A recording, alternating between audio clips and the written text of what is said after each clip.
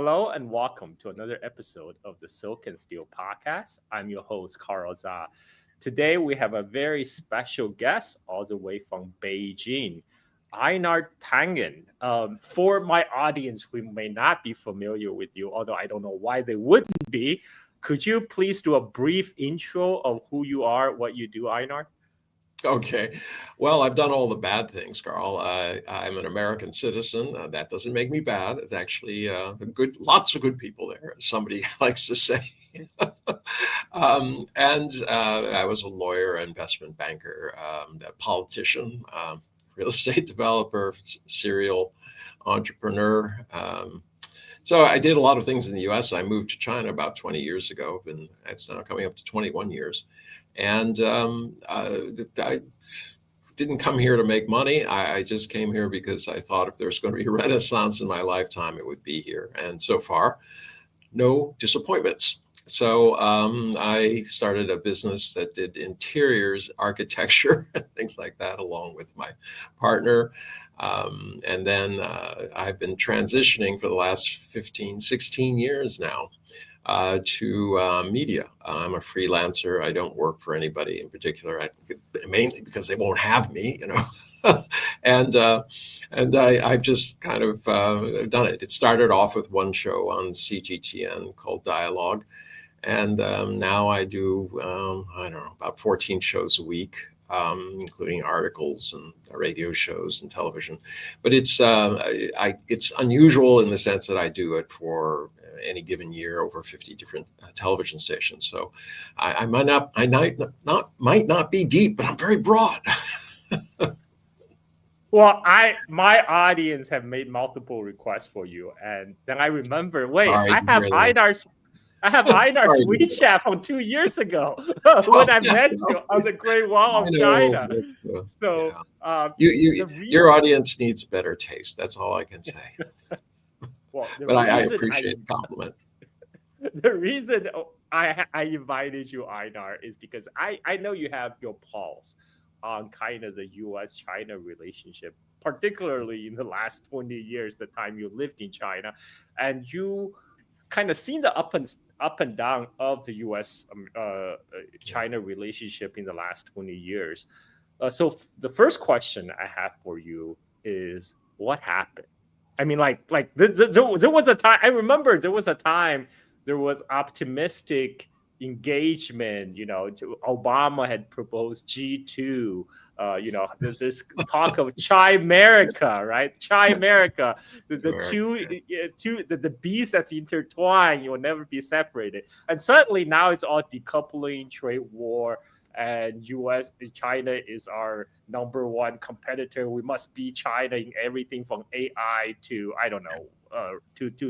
to space race. What happened? What can you maybe walk us through? What do you think happened?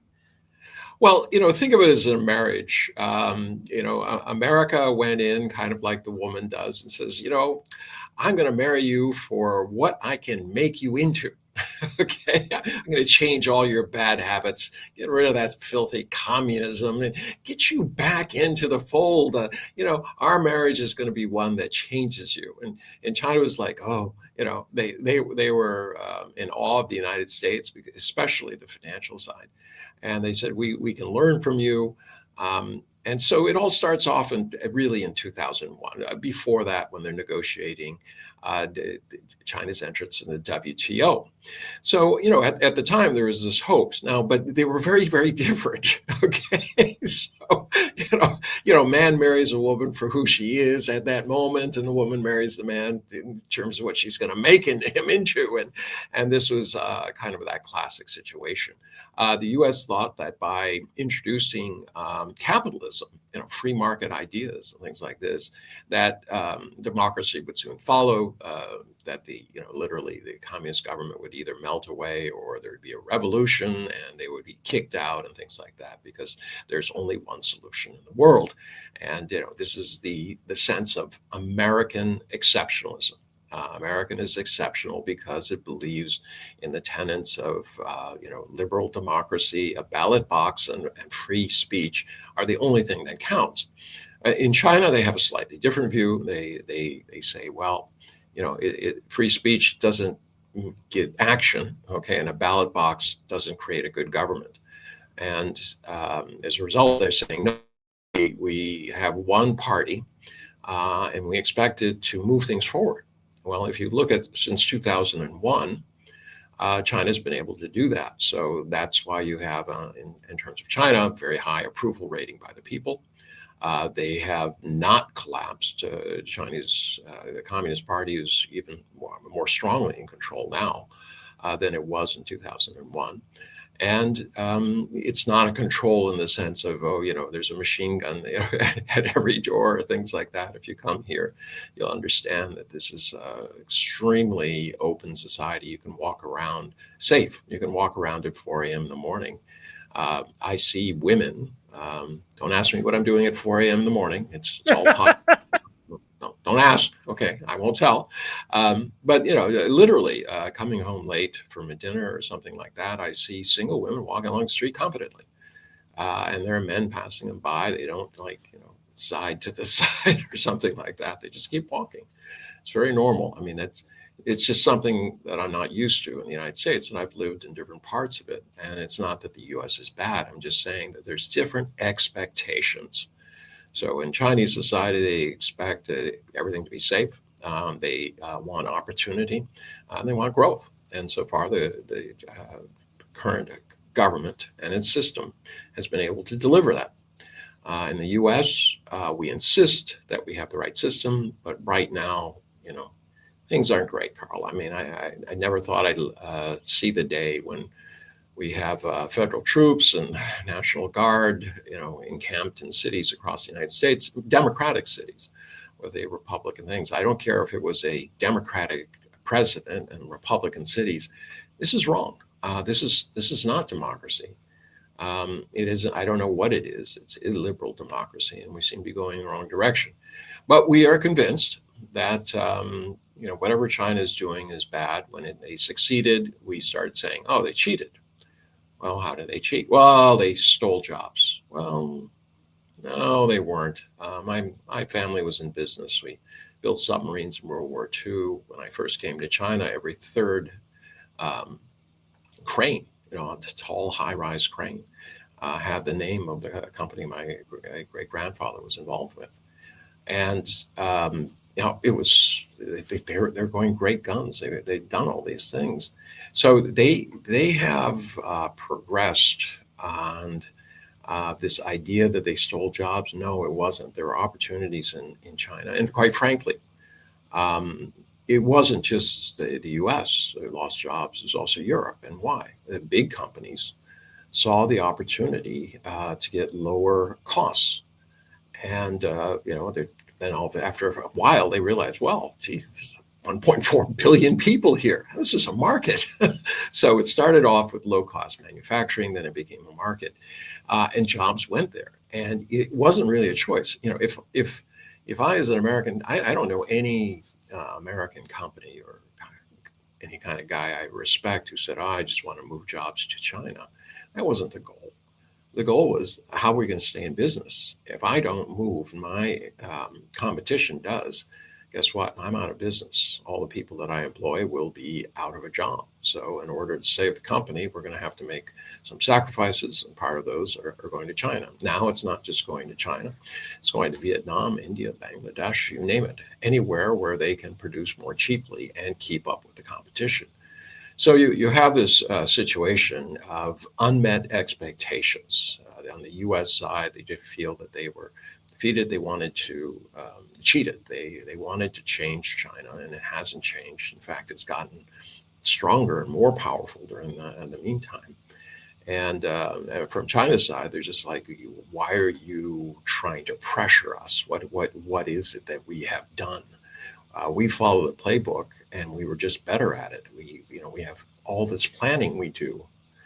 We have 5-year plans, and then every year we have a checklist. We have to, report card. What did we do last year? What are we promising to do next year? And then that has to be reviewed on a yearly basis. Can you imagine if Congress had to, or any of these governments actually had to, stand there and say, okay, last year you said you're going to do X, Y, and Z. Did you do any of them? Well, I was in politics, had to sometimes write those speeches where it's kind of like, yeah, well, we promised that, but there are intervening circumstances. In China, they don't stand for a lot of excuses. The people say you either did or you didn't. So there's a great expectation, but that also creates a lot of pressure. One party government, and there's no one to blame. You understand? I mean, in America, no matter how badly you do, you just say, "Oh, the other guy would have done worse." Okay, or it's not my fault, or it's let them take a chance, and I'm sure that they will do worse than me, and then I can get back in power because things. So different, very, very, very different systems, different expectations, and that's a long way of saying that things just have been working out. Well, for the longest time, both sides have recognized this is one of the most important bilateral relationship in the world. And a lot of American companies, who I'm sure you're familiar with, are actually making a lot of money in China. There's KFC on every street corner in China. I seen it. I eaten it. The Chinese KFC actually tastes better than American Yes, KFC. it does. And This is the thing I can't explain to people. It's not only KFC, but if you go to a Pizza Hut, oh my God, it's like a middle-class dining experience. The people are nice to you. The tables are clean. They give you, the crusts are crispy. Really crispy. They're really, really good. and McDonald's, a different experience when you're in China. They're nice to you at the counter. And okay, they that don't was a demand free tip. that was a free endorsement for Pizza Hut and KFC. Well, But Yum brands, I threw in McDonald's to balance it. what disclaimer, I own no stocks in young brands. But what happened then? What happened? So like if American companies were making money in China, like that they were profiting, why then this acrimonious turn in the relationship? To continue this couple analogy that you use, if American companies are profiting in China, what is driven this downturn in the relationship? Well, Carl, you touch on a really good point there. I mean, in America, business used to have a big hand in politics, Yes. but it's less now. And the reason is, and the companies you haven't mentioned that are making money are the car companies. It's not so much that they produce and sell in China; it's that they produce their parts, all right, and it's a lot less expensive, and then they sell them in the U.S. and around the world. But you also have, all the companies that sell shampoo, Head and Shoulders, all these things, Cheerios, Oreo cookies, you name it, it's all here. We're at Coca-Cola, Pepsi, you name it. We have all our brands here, and they've been, pretty much widely embraced by the Chinese side. So it's not that they're not making money here. In fact, they make tremendous amount of money in the hundreds of billions of dollars. But the problem is that in the United States, you go back to 1971, 61% of the American population was middle class. And they had expectations. And then slowly over the years, that has gone away. There was some who made it up into what they call the upper middle class. But a lot more fell off the train. So you're now talking about a society that was measured in 2023 that said, based on parity of what you could buy, basically only 40% of the population is there. So and that's 50%. We're talking huge numbers here of people. When you have America, when it has a large middle class, it does well because if the number of voters, they feel attached to society. They're in the game. They have skin in the game. They don't want to see the country fail. They also have a sense that there are opportunities out there. And listen, I'm doing okay. So it's okay. I'm going to vote to do something for the future, for my children and my grandchildren. But when you have 40% of the world, of the nation as middle class, and they feel that they're struggling, over 60% of Americans feel that they are living paycheck to paycheck. Um, yeah, they don't really feel that they have the luxury of saying, "Oh, let's vote for tomorrow." He says, "Look, I have to have it now. I can't afford what I have, and I'm afraid that if anything goes wrong, I'll be pushed out the door. I'll perhaps lose my house, my car, my job." There's a lot of insecurity there, and this is unlike what happened just at the COP 30 in Brazil. Everybody understands climate change is an issue except Donald Trump. But the issue was you had all the oil producing countries just saying, "Oh, we can't give any more. We understand that there's a climate emergency. We're going to do some other things, but we're not going to get on this road to getting rid of fossil fuels. We just can't at this point." And it's just kind of things. People are, they're defensive. So they're voting for, uh, you know, anybody who will say, "Yeah, I'll put a chicken in every pot," and all this kind of stuff. So this is why you see the rise of populism, not only in the United States. You see it across South America, um, Europe, also in Africa, around the world. People are making lots of promises that they can't possibly keep. People want to believe that these simplistic solutions are going to, make everything great. Like Mile in Argentina, he talked a great game. It's simple. Everything's great. Now you have a country that over 50% of the people are under the poverty line. So it wasn't easy. It wasn't wonderful, and the people are stuck. But unfortunately, they just become more desperate, and they're even more willing to listen to somebody else who says, "Yeah, no, I can solve it. The last guy was an idiot. I'm smarter than he is." Right? Well, unfortunately, it doesn't matter how smart or stupid you are. The issue is the facts are where they are. In America, the debt. I mean, no one. I mean, we just listened to it going up and up, $38 trillion and rising. And Donald Trump wants to add lots more. There doesn't seem to be any. There's no plan by either party to address it. They say, "Oh, we'll take some of the money we took out of your pocket when we made you pay for tariffs, because tariffs are paid by ordinary people who buy stuff. We're going to take that and reduce the debt." Well, that's just taxing basically poor people, because they're the ones who get hit. If I'm making, $1 million a year, $2,000, it doesn't kill me. But if I'm making, 50,000 and I have kids and a wife, $2,000 is really going to hurt me hard, especially since I'm not making it the way I am. And you can see this in America in terms of people who are buying on pay now.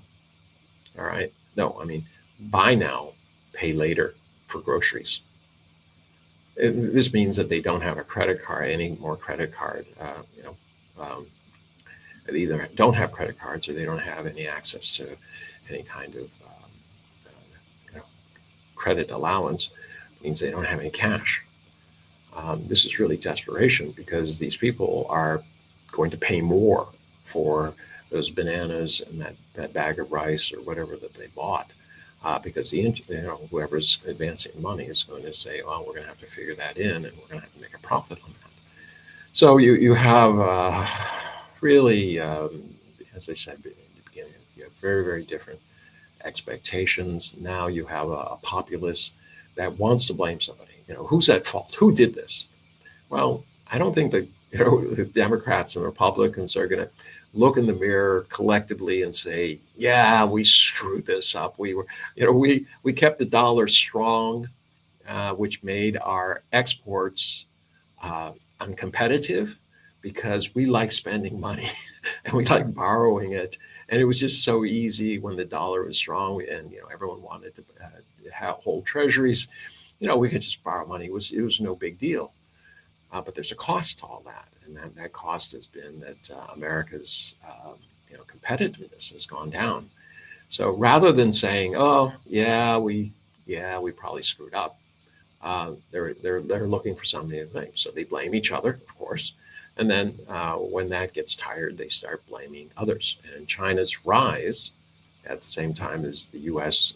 Is feeling that it's in decline, it's an easy scapegoat. We just say, "Oh, they did it. They took our stuff."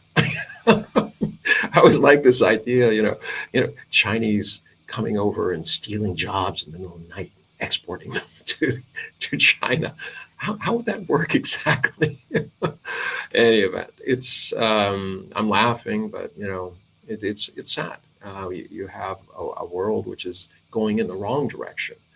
If Donald Trump were really trying to do something, he would be trying to increase trade, trying to figure out how U.S. can use its advantages.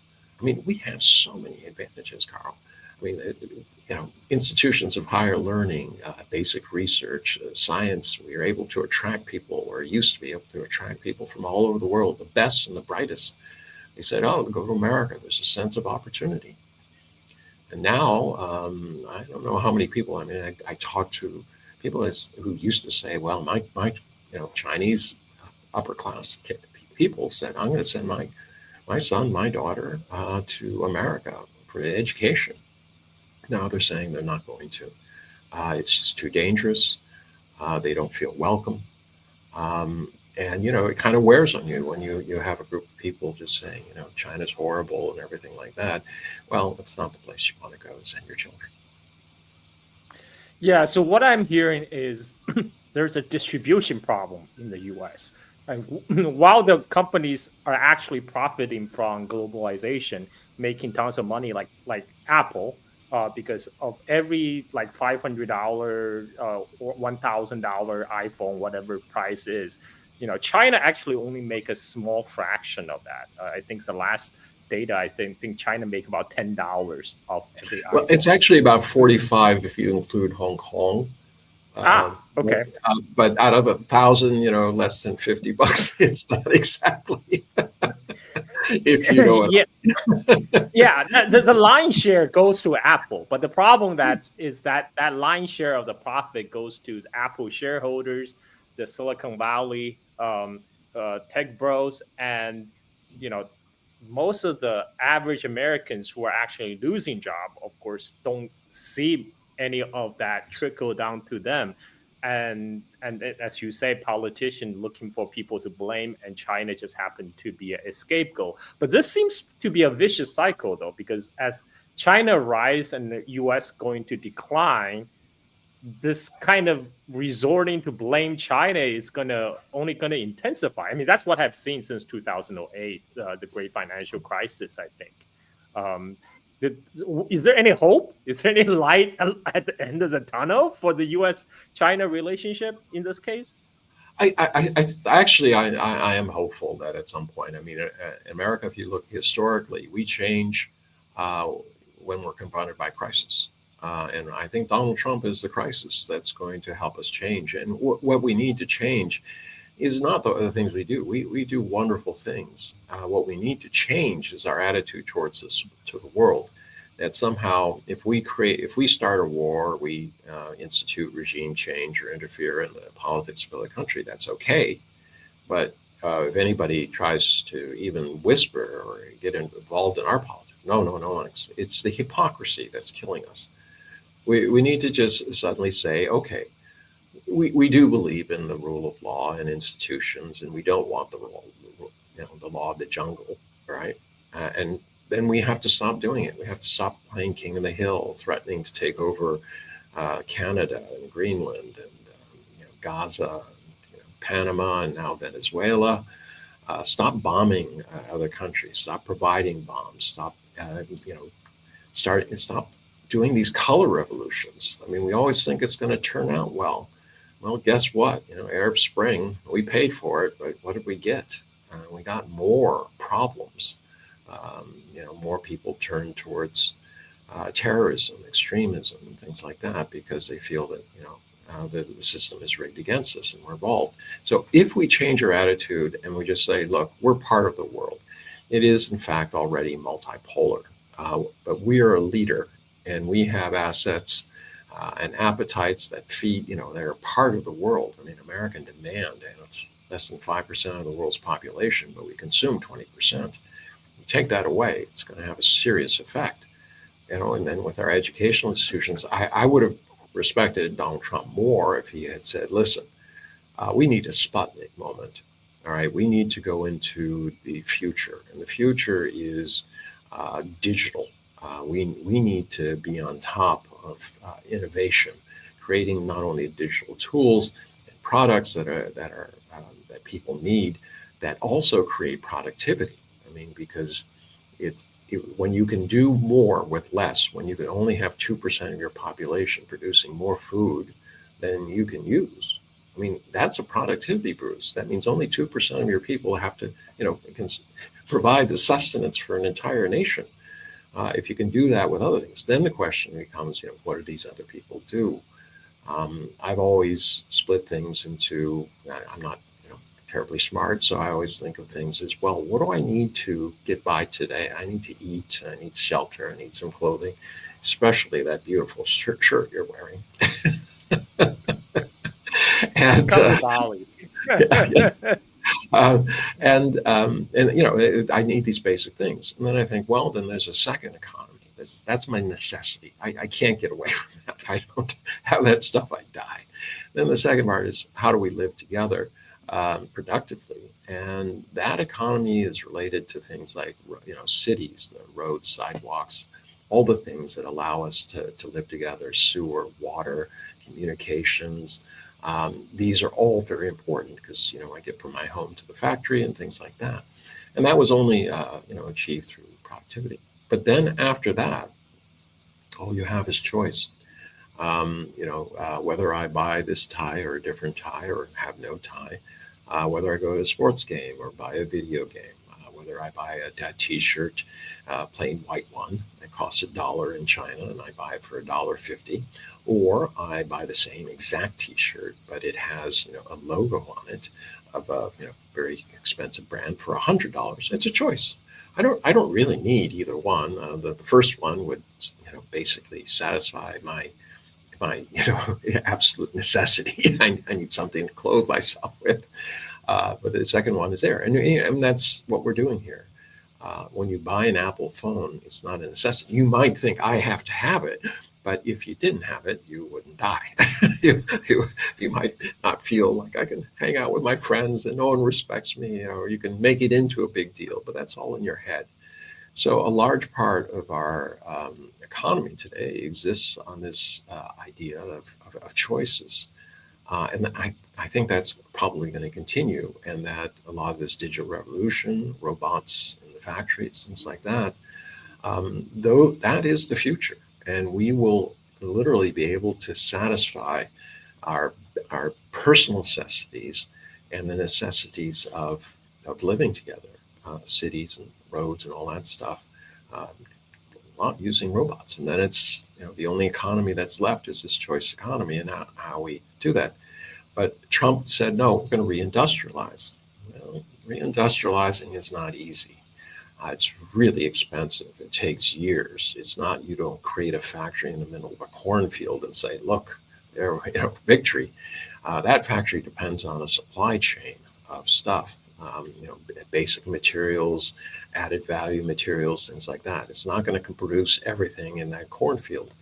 So as a result, you have to create centers. And the efficiency of the logistics and the supplies, extremely important. China discovered this over time. They build these huge, these cities are based around industries.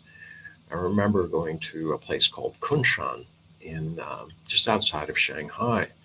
And this was 15 years ago.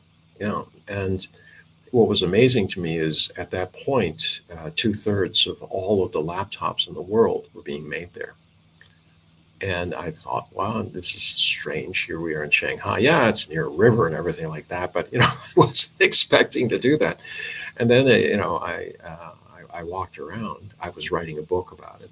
I had been asked to examine why this particular county level city was so successful. And what it came down to is, if I wanted to build a new laptop completely from scratch, I could go to a guy, and the plastics injection molding was across one street, the motherboard across the other street, cameras, peripherals, everything that I needed, monitors, including how to make all the basic parts of a monitor, all there. So I can literally walk around the neighborhood with 2 blocks and get everything that I possibly need. And it's really cheap because they're competing against other guys who are 2 blocks over. So you can put together a prototype in really, really quick time. And you can do it very cheaply. And you're not spending extra money. I mean, versus Motorola. I knew those guys when I was chairman of the state's International Trade Council for the state of Wisconsin. They were down in Illinois. And I remember I was asking about their times, but they would tell me, "Oh yes, we can put a prototype together in, well, 2-3 years." I think it'd be 2 or 3 months. No, that was an earlier time. Things like that. Motorola was at the top of its game at that point. I mean, a Motorola phone. Remember those big bricks? And then they made the StarTech. That StarTech phone. I mean, that was the Apple phone of my generation. I mean, it was so small, and you could just whip it out. You felt so cool having it. But they were at the top of the game, and then they lost out, and the reason is because they had other places where they could do it better. You remember, Apple wanted to put a factory in Texas, and they thought they'll plop one down in the middle of Austin, and they just had one supply chain disaster after another. I mean, everything they needed to build the phone had to be brought in from China just in time, and it just didn't work out. So they closed it, wrote off, millions of dollars, because it just wasn't doable. It sounded great. Oh, we'll build a factory in Austin, and people will get employed, and we can say it's American made, and there's a desire to do that. It's not like they said, "Oh, we want to support China." Quite the opposite. The people who make Apple phones are Americans, and they design them. Well, not all Americans, but they're Americans by aspiration, or Americans by citizenship. But they were in this position where it just wasn't feasible. How can we justify making a phone that costs 3 times as much in Austin as in China? It doesn't make sense. We can't. All we do is erode our profit line, as you were saying earlier, and that doesn't make the shareholders happy. And they'll be kind of like, "Wait a sec, explain this to me again. You're producing a phone at my expense." Just say it's American. I didn't vote for that. I voted for profits. I invested in you because I thought you guys were smart, and this doesn't sound very smart to me. So there's a lot of pushback in terms of how the rentier class sees things. They want as much money as they possibly can, as quickly as they can, and things like that. The other part, and I think this is really important, is something called financialization. We created a huge class of business graduates. They went to B school. And the problem is that they really don't know much about the industries. For a while, they did very, very well. They would just go into a big company and they say, "I have a great idea. Take a line and just draw through the old spreadsheet." So everyone who was on that line, the spreadsheet, is gone. And they say, "Oh, we're leaner and we're meaner, and everything falls to the bottom line. Give me a big bonus. I'm a great guy. Look what I did for you," right? You idiots who think you know the business and have been working on it for 30 years, you just didn't understand that all you had to do was take a pencil and run it through a line on a spreadsheet, and you make profit.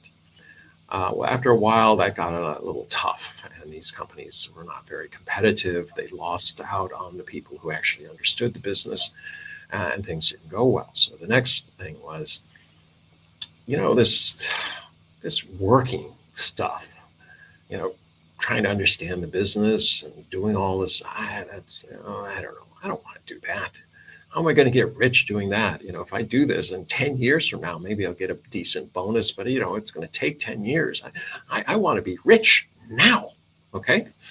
So instead of betting on putting money into companies and letting them grow, understanding them, letting them grow markets, grow expertise, put money into research and development, things like that. So we're going to start betting on outcomes. So, how does this work? I think the Fed, the interest rate is going to go up. Okay. And therefore I can make a bet, okay, based on that. And it's not only that I put up $10 of my own. What I do is I leverage it. So my $10 becomes $100 because I go out and borrow $90 from banks, right? Or whoever will give it to me. And then I make this big debt. And if it works out, all right, I make a little bit of profit, but I'm based on a lot of money. Okay. So all of a sudden, big bonus time, big bonus. And if it goes bad, you know what? We just make a bigger bet next time, right? It's like going in a casino. I'm going to play red, black. All right. I'll play red. All right. And if I lose, I'll double down. Okay. And I'll just keep doubling down until I win. Right. And, what are the chances it's going to be, a red for 6 times in a row? I mean, black for 6 times in a row. So it'll all work out. And then based on that, I get a big bonus because I covered all my losses. And I do it just by continually making bigger and bigger bets. But if you start looking at financialization, the amount of money that is now out there, it dwarfs the real economy.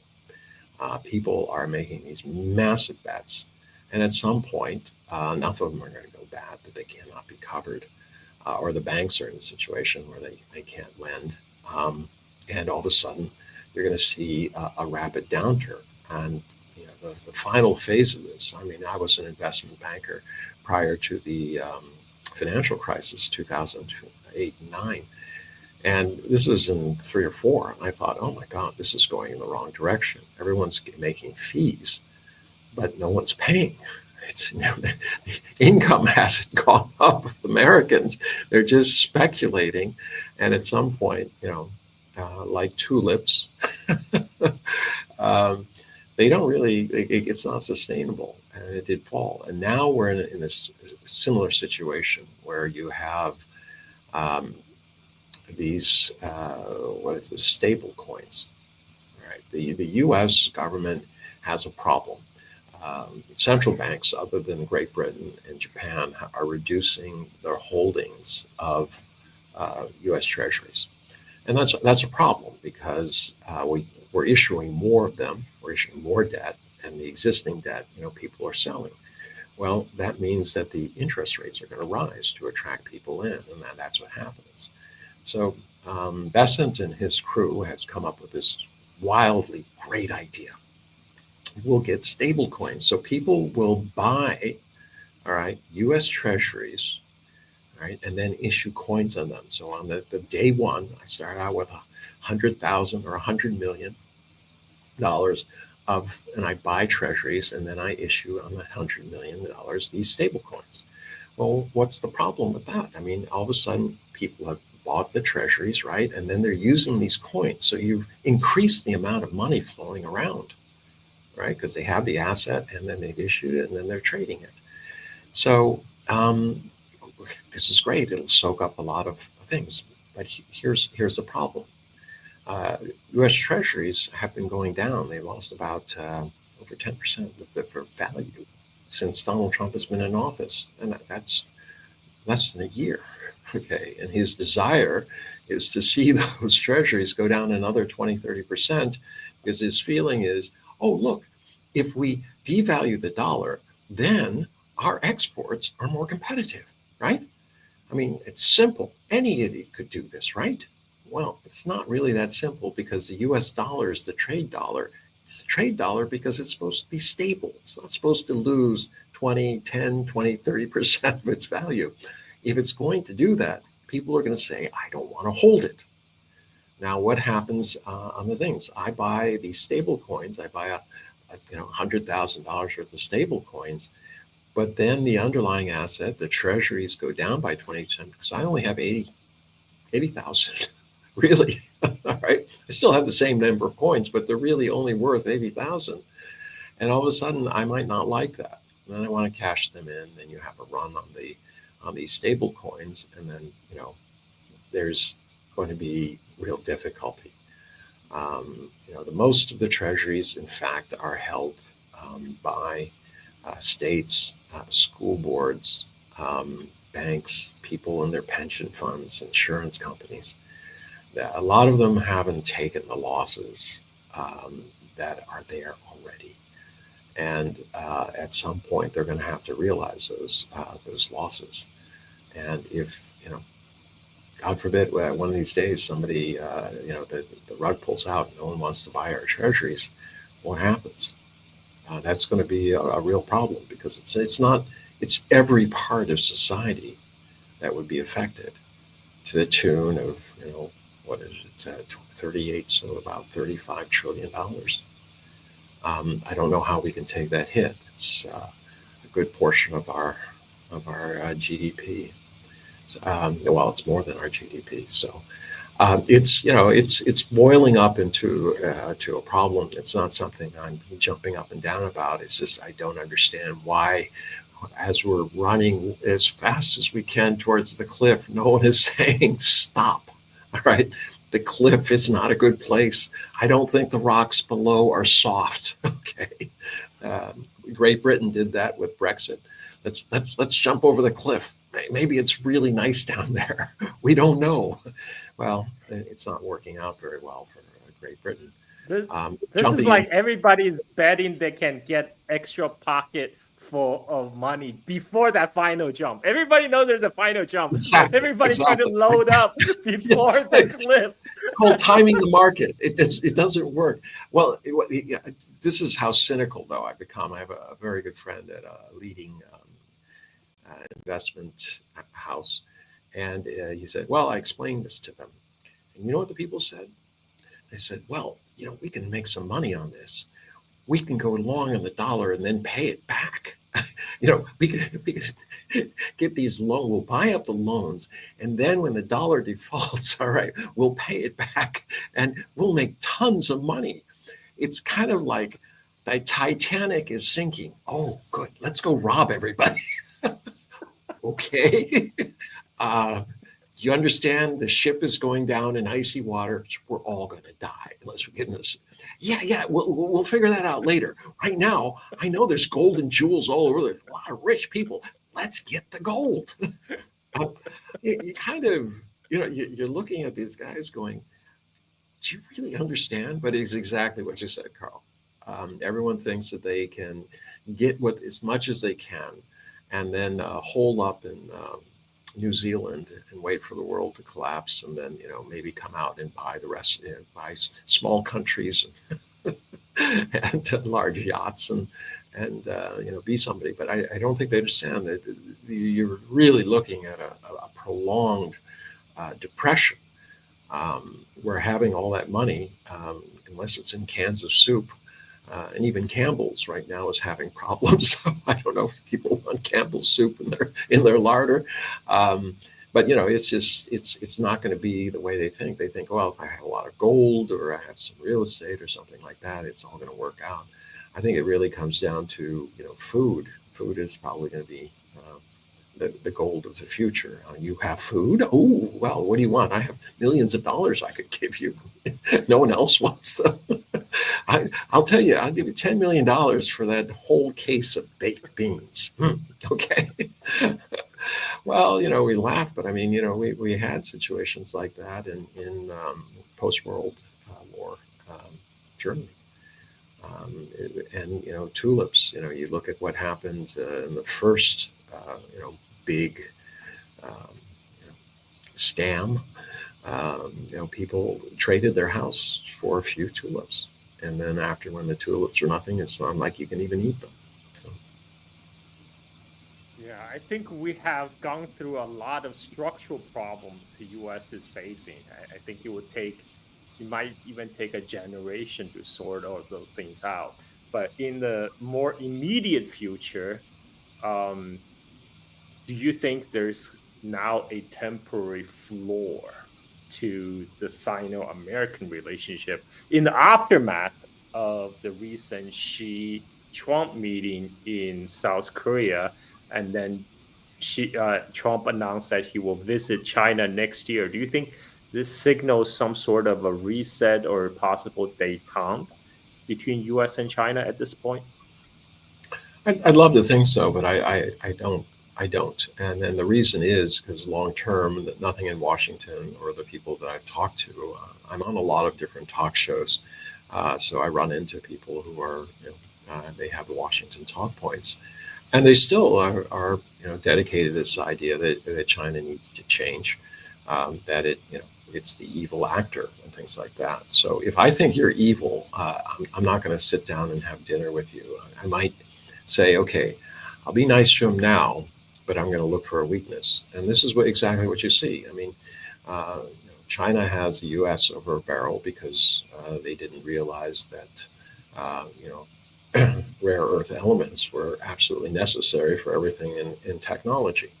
Now, this is despite the fact that in 2008, the Pentagon did a white paper that said, "Hey, listen, we go south with we go sideways with China. We can't build anything.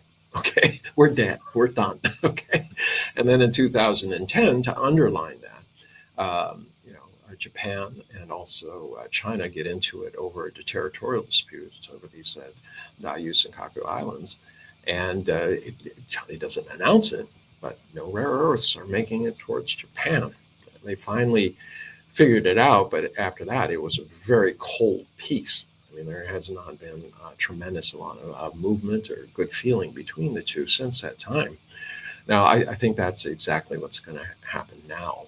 You can see Trump saying, well, I can't afford to jettison my car industry, which would come to a stop without rare earth elements and certain types of metals, strategic metals that are necessary for high-tech products and things like this.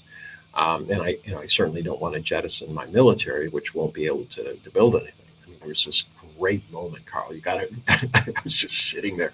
He says, when he announced the rare earth things, he says, okay, Boeing is not going to sell you avionics. Avionics are all the things that go into an airplane that let you control it. And the U.S. is at the top of the game there. China has a nascent airplane company that they're developing, and they need to buy this. They don't have they can't replicate it at this point. I'm sure they will in the future, but they need it now. But here's the thing. For Boeing to build those avionics, they need rare earths. So in essence, he was saying, I'm not going to sell you the stuff we can't make. How do you like that? Yeah, no, you're really sorry. Yeah, I got you good. Yeah. In Beijing, they're like scratching their head going, I don't understand this. Is this guy really saying that he's not going to sell us the stuff he can't make? Okay, all right. Duly noted. I don't know what to say. You kind of look at this thing and going, did he really say that? Oh, okay. Well, but he also said he wanted, he thought putting bleach in your in your body would get rid of COVID-19 too. So no one is surprised by what he said. So in terms of going back to it, I don't think really things changed. There's a kind of Mexican standoff, that's going on. But I'm not taking the pro-China view here, but China isn't the one who's, invading other countries, changing things, doing all these things, saying it's going to take over some land. The only thing they're very touchy about is Taiwan and, of course, their borders and things like that. They're very touchy about borders, but they're not thinking they're going to take over some land far, far away from China or anything like this. So I do think that China would be willing. I'd be very happy to sit down with the U.S. who says, let's try to work this out, but not a G2. Here in China, initially there were a few people who said, "Oh yeah, well, now we're serious guys," and I said, "Well, Actually, this is just a thin ploy. What they're trying to do is cut out Russia. Fact is, we live in a multipolar world. This idea that you're just going to have two countries sit down and divide up the world, that's a fantasy that Donald Trump has, but it has nothing to do with China. China doesn't want anything from the rest of the world except peaceful trade. You don't do that through a G2. You do that through, multipolar entities. So where does China put its energy? Well, they put it into RCEP, the Regional Economic Comprehensive Partnership. This is the largest trade group outside the WTO, which is WTO is defunct because the U.S. doesn't want to have it anymore. They put the money into BRICS, all right, and their time and effort and trying to have multilateral groups that are growing. SCO, Shanghai Cooperation Organization, which concentrates on internal security for countries and trade, that is growing rapidly. Those are where they're putting it. They're not clamoring. There was a point where they said, a few people said we should have a G2 sit down, country to country, but they realize now that that was a trap. They don't want to take on the mantle that the U.S. had before. It's too expensive. I mean, when the Berlin Wall falls, what happens? Unfortunately, the U.S. gets all the problems and none of the benefits. And there was a kind of this expectation that we would be, there would be a Victory Day parade everywhere, and people would give us a lot of money, and there would be lots of business and all this kind of stuff. Actually, there wasn't. There was just a lot of problems, a lot of debts, a lot of issues to be done, and everyone was at U.S.'s door saying, "You got to help us. You're the most powerful nation. You're the richest nation. You have all the assets. We need you to help us." And unfortunately, that didn't wear well with the U.S. And instead of being able to help them or help ourselves, we spent a lot of money in useless wars in Iraq, Afghanistan, you name it, Somalia. The list goes on and going. But I'll tell you, Charles, there is something that I think is hopeful. And it comes at a bad moment. You saw COP30. Nothing was accomplished there, except one thing. The U.S. didn't show up. Said, we don't believe it. It's a scam. Trump said it's a scam, a hoax. And I think there was a point where the global South realizes, look, the money they promise never comes. If it does come, it's in very small amounts, and the money is used basically to fund their corporations to do something for us. And it's not even clear that this is aimed at climate control. Climate action. I said at some point, Global South realized resources are not a curse. The resources of one country can be a curse if they are exploited by others. But for instance, look at OPEC. OPEC decided in 1973, no. They sent all their children prior to that to Harvard and Yale. And they said, wait a second, we have the resource. They need the resource. We can determine the price. And that set off quite a kerfuffle. U.S. gets off the gold standard, the petrodollars, things. But you could have the same thing, whether you're trading in coffee or cinnamon. Look at the world today. There are 4 countries that produce 70% of the exported coffee in the world. Yet the industry is controlled by 4 companies that are either European or American. And when prices go up, guess what? Farmers get shit on. And I hate to say that, but they do. They're forced to take less. They're barely subsistence. And now they're saying, oh, no, you have to take less because, we're under pressure. Well, what if things change? What if those 4 countries got together and said, look, we're going to create a coffee bourse. And in this coffee bourse, we're going to set the price. And the price is going to be that which allows our farmers to be paid a living wage. And, we're going to include money for our own development, and we're going to include money for climate action.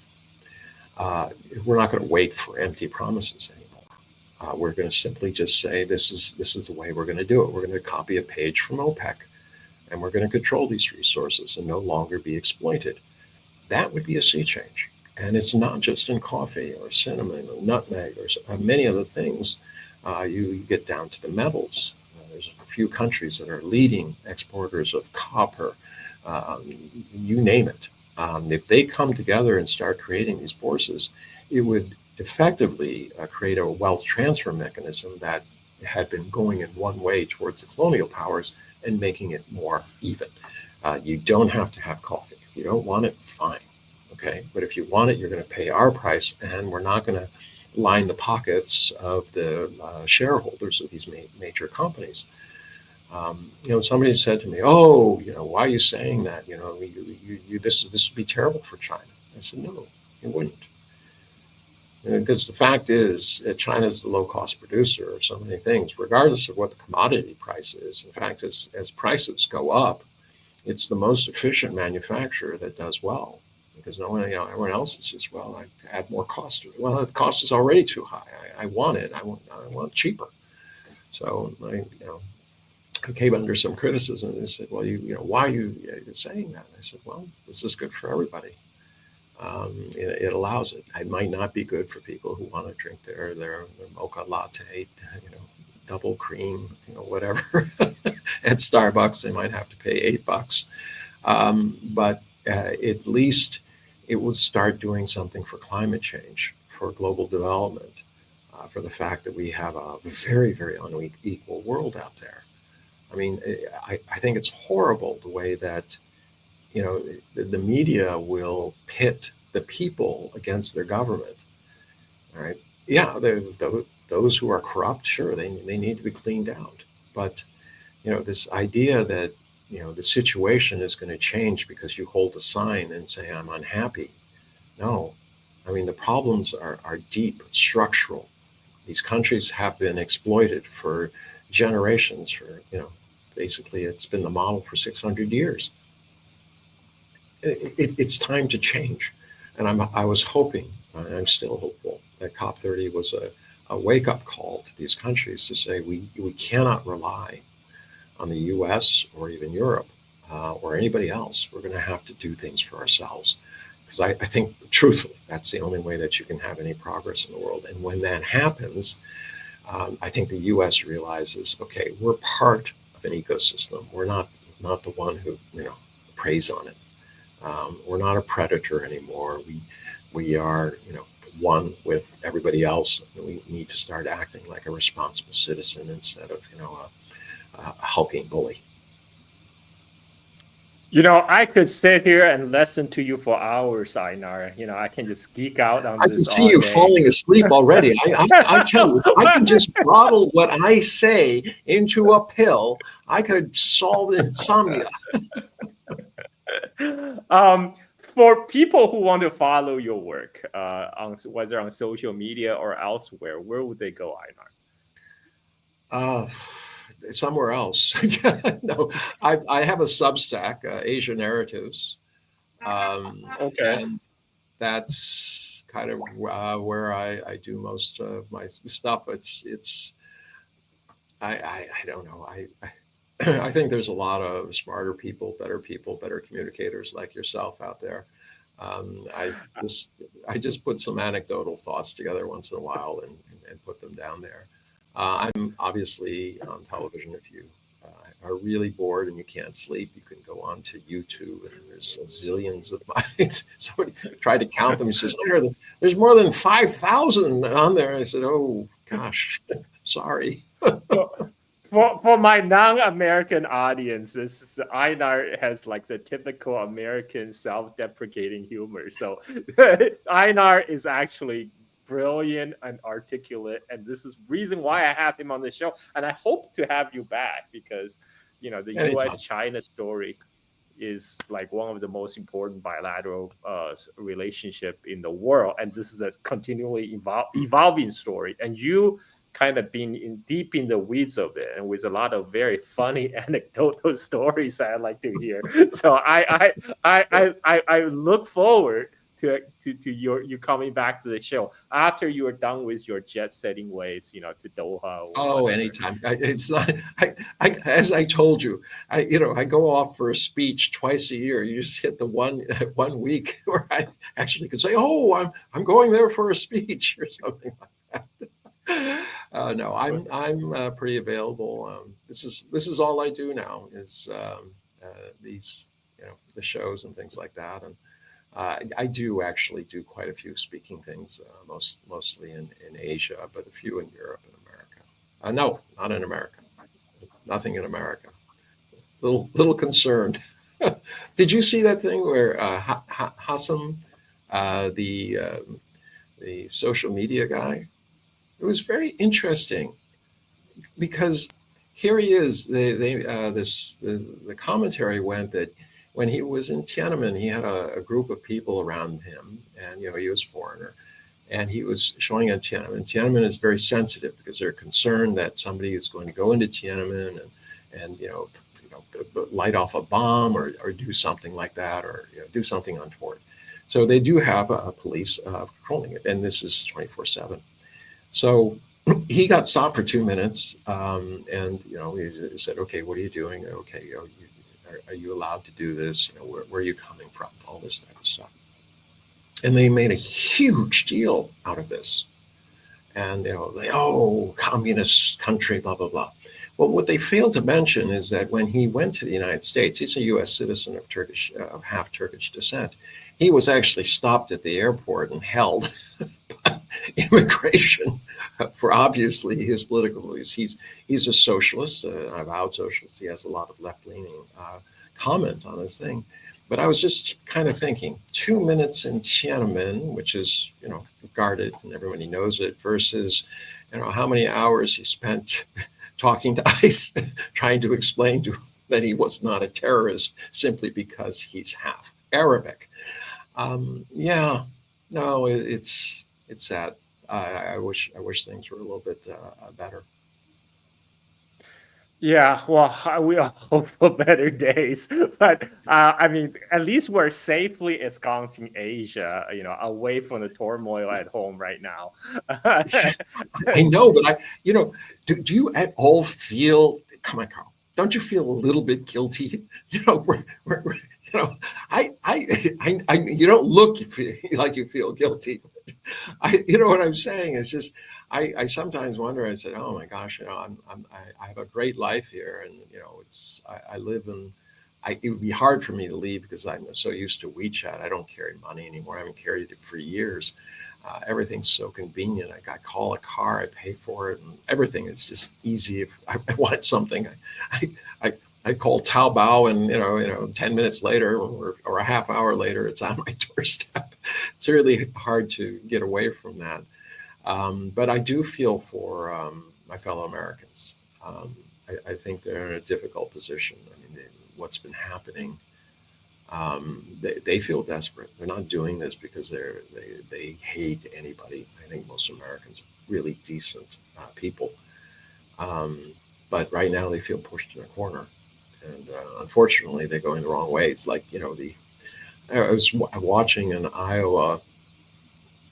I think it was an Iowa a farmer, a woman. She and her husband were contemplating going bankrupt, and she was from an area that was voted for Trump, and she said, "Me and my husband, we've always voted for Trump when he's been running." She said, "But I'm now realizing that we voted for a guy who promised that he was going to destroy our markets and also take away our ability to operate because we did use workers who were probably undocumented. They know that because they all disappeared."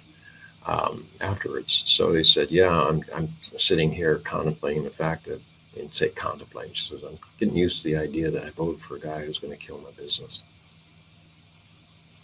But what is she going to do after this? Lose her farm? I mean, she's a nice lady. I don't care if she voted for Trump. She's a decent, hardworking person, kind of person America should be proud of.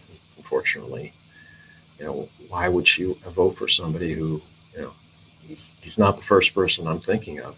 42 convictions, 6 bankruptcies, over 20 allegations for sexual harassment, very dubious friends, and who's enriching himself while America is having real problems. But Einar, it's not just Trump though. I mean, Biden was just as bad. It's just as bad. I mean, On a smaller right scale, now, I mean, Hunter yeah, only yeah. probably got a couple, 30, 40 million. I think the cash count for the Trumps is around 4 billion right now, depending on the day and Bitcoin prices and things like this. No, but Carl, think about it. And I was discussing this with my son today. I said, uh, the issue don't, I didn't like Biden. I was disappointed by Obama. I think he's a fine man. He meant well and things like that, but he didn't do well. And all the rhetoric in the world didn't change things. But why is it that America is incapable of putting forward people who are, going to change things, who can lead us into a better future? And the one thing that I've come up with is what I call litmus test politics. That is, if you want to be part of if you want to get elected, you have to join a party. Then the party will say, well, our position on this, this, and this is this. Do you check those boxes? And if you say no, they say, well, thank you, but we have another candidate, right? So you literally cannot pass. So at every level, when you go from the local to the state to the federal level, you have to pass these litmus tests in order to get the money that you need to run. But that's not how you create leaders. You don't create leaders by having people who are willing to check boxes. And you see this in Congress. I mean, Jeffries and all these people, they're clueless. Absolutely no vision whatsoever. It's just, party line, party line, party line. How about the people? What a novel idea. Let's think about the people. We could all come together, all right, Democrats and Republicans, if just say, okay, what would be good for America?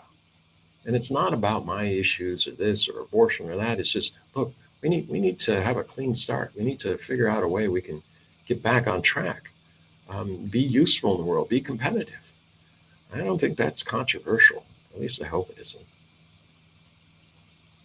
Yeah, but but the reality is we're ruled by the uniparty, as you said, and there's so many vested interests got their claws sinking into the system to make sure it doesn't change, and so that's why I think U.S. gonna have to have some hard reckoning in the coming years. I mean, China had its century of humiliation, and hopefully, U.S. doesn't need a century of humiliation.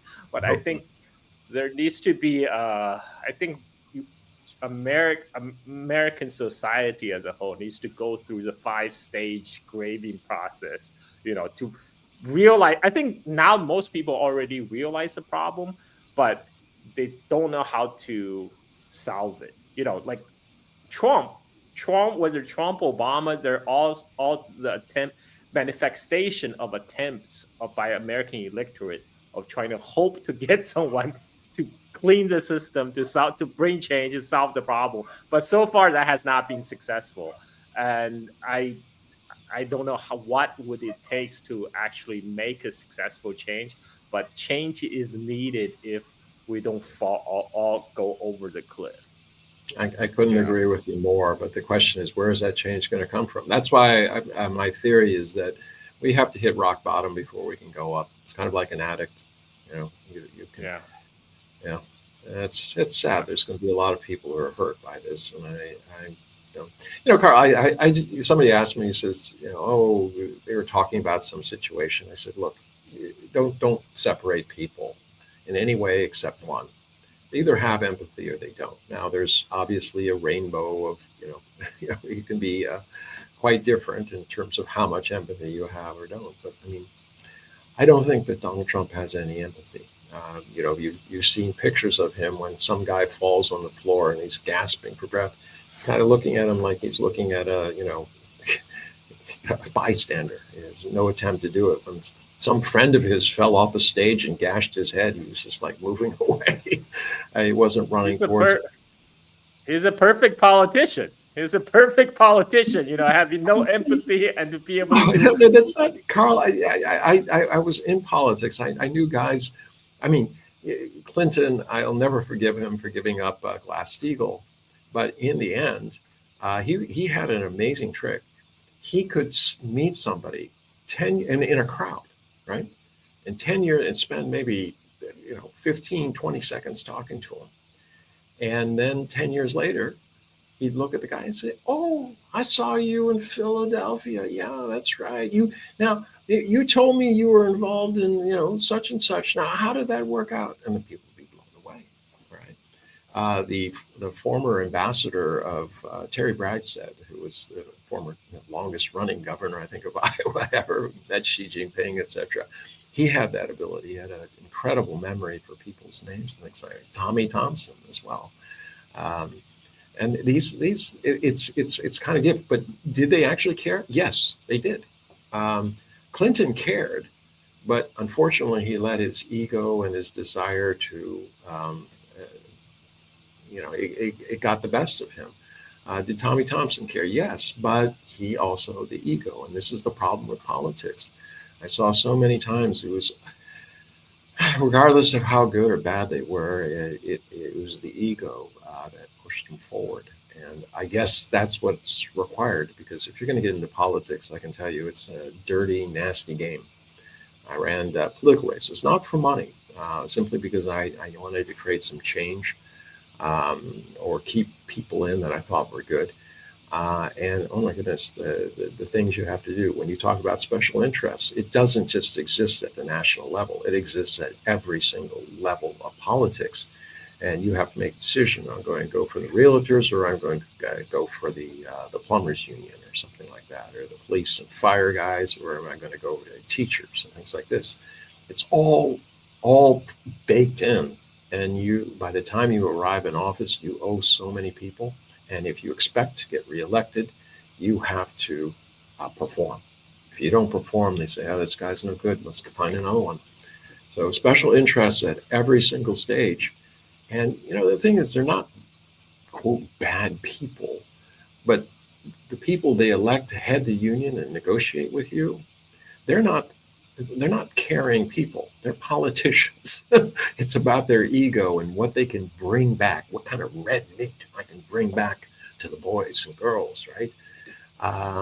And they push deals, and they push the process to an absurd level, and you have just really bad things happening. And if you talk to them and say, "Hey, listen, this isn't working out," it says, "Well, it's not my problem. I'm here as head of this union, and we got to get ours. All right, that's it." I mean, you remember there was the head of the union who was he put together those series of strikes with all the auto unions about 4 years ago before COVID. Anyways, Yeah. yeah. So they asked him. He said, He said, "I want a 40% increase." And the basis was that the fat guys in the city, when they had problems back during the global meltdown, management said, "It says, hey guys, we're all in this together. All right, you got to take something for the team. We're going to cut back your benefits. We're going to cut back your pay and things like that. But as soon as things turn around, we'll make it up to you." Well, those guys were stuffing their pockets full of bonuses. When the car things turned around, nothing happened to the union guys. So this guy said, "Okay, they got theirs. Time we got ours. I want 40%." I think they agreed at 30%. But here's the problem: they're adding 30% to an industry, to the labor cost of that car, that is not doing well. It doesn't have a global market. It's not competitive as it is. And they asked him, they said, "Don't you have some concerns about the future? Are that you might, in essence, be killing the golden goose that lays the eggs?" And he says, "Well, that may be the case, but the fact is, we have to get ours now before it's gone." So was he a bad guy? No, I don't think he was a bad guy. I think he thought he was doing the best he could for his union workers who had been shafted by management.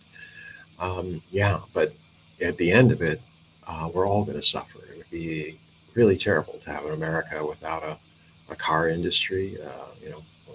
We really pioneered it to go from the Model T Ford to zero would be a big mistake. But we have to do that.